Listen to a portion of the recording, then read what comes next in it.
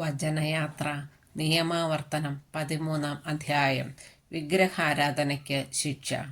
നിങ്ങളുടെ ഇടയിൽ നിന്ന് ഒരു പ്രവാചകനോ സ്വപ്ന വിശകലനക്കാരനോ വന്ന് ഒരു അടയാളമോ അത്ഭുതമോ നിങ്ങൾക്ക് വാഗ്ദാനം ചെയ്യുകയും അവൻ പറഞ്ഞവിധം സംഭവിക്കുകയും ചെയ്താലും നിങ്ങൾക്ക് അജ്ഞാതരായ അന്യദേവന്മാരെ നമുക്ക് പിൻചെല്ലാം, അവരെ സേവിക്കാം എന്ന് അവൻ പറയുകയാണെങ്കിൽ നിങ്ങൾ ആ പ്രവാചകൻ്റെയോ വിശകലനക്കാരൻ്റെയോ വാക്കുകൾ കേൾക്കരുത്.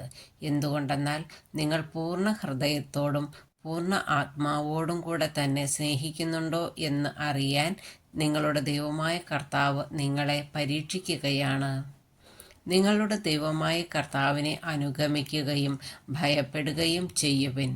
നിങ്ങൾ അവിടുത്തെ കൽപ്പനകൾ പാലിക്കുകയും വാക്ക് കേൾക്കുകയും അവിടുത്തെ സേവിക്കുകയും അവിടുത്തോട് ചേർന്ന് നിൽക്കുകയും ചെയ്യണം.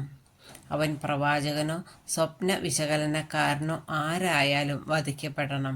എന്തെന്നാൽ നിങ്ങളെ ഈജിപ്തിൽ നിന്ന് ആനയിച്ചവനും അടിമത്തത്തിൻ്റെ ഭവനത്തിൽ നിന്ന് മോചിപ്പിച്ചവനും നിങ്ങളുടെ ദൈവവുമായ കർത്താവിനെ എതിർക്കാനും അവിടുന്ന് കൽപ്പിച്ചിട്ടുള്ള മാർഗത്തിൽ നിന്ന് നിങ്ങളെ വ്യതിചലിപ്പിക്കാനും ആണ് അവൻ ശ്രമിച്ചത്. അങ്ങനെ നിങ്ങൾ ആ തിന്മ നിങ്ങളുടെ ഇടയിൽ നിന്ന് നീക്കിക്കളയണം.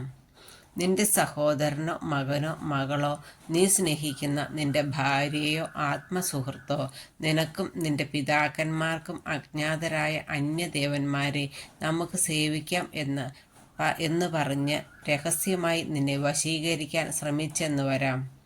ആ ദേവന്മാർ നിനക്ക് ചുറ്റും അടുത്തോ അകലെയോ വസിക്കുന്ന ജനതകളുടെ ദേവന്മാരായിരിക്കാം.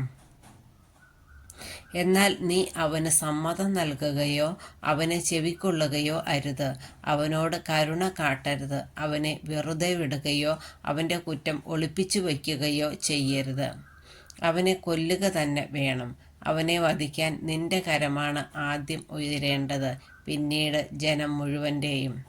അവനെ നീ കല്ലെറിഞ്ഞു കൊല്ലണം. എന്തെന്നാൽ അടിമത്തത്തിൻ്റെ ഭവനമായ ഈജിപ്തിൽ നിന്ന് നിന്നെ രക്ഷിച്ച നിന്റെ ദൈവമായ കർത്താവിൽ നിന്ന് നിന്നെ അകറ്റാനാണ് അവൻ ശ്രമിച്ചത്.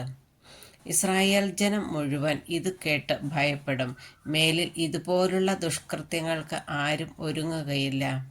നിങ്ങൾക്ക് വസിക്കാൻ നിങ്ങളുടെ ദൈവമായ കർത്താവ് തന്നിരിക്കുന്ന പട്ടണങ്ങളിൽ ഏതെങ്കിലും നിങ്ങളുടെ ഇടയിൽ നിന്ന് പുറപ്പെട്ട ഹീനരായ മനുഷ്യർ ചെന്ന് നിങ്ങൾ അറിഞ്ഞിട്ടില്ലാത്ത അന്യദേവന്മാരെ സേവിക്കാം എന്ന് പറഞ്ഞ് പട്ടണ നിവാസികളെ വഴിതെറ്റിച്ചതായി കേട്ടാൽ അതിനെപ്പറ്റി അന്വേഷിക്കുകയും പരിശോധിക്കുകയും സൂക്ഷ്മമായി വിചാരണ നടത്തുകയും ചെയ്യണം. അങ്ങനെ ഒരു ഹീനകൃത്യം നിങ്ങളുടെ ഇടയിൽ സംഭവിച്ചു എന്ന് തെളിഞ്ഞാൽ നിങ്ങൾ പട്ടണവാസികളെ മുഴുവൻ നിർദ്ദയം വാളിനിരയാക്കണം.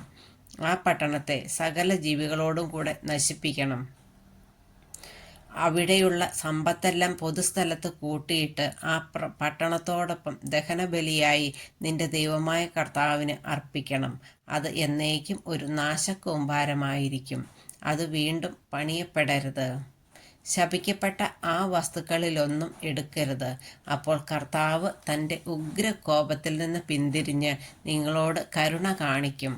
നിങ്ങളിൽ അനുകമ്പ തോന്നി നിങ്ങളുടെ പിതാക്കന്മാരോട് വാഗ്ദാനം ചെയ്തിട്ടുള്ളതുപോലെ നിങ്ങളെ അവിടുന്ന് വർദ്ധിപ്പിക്കും.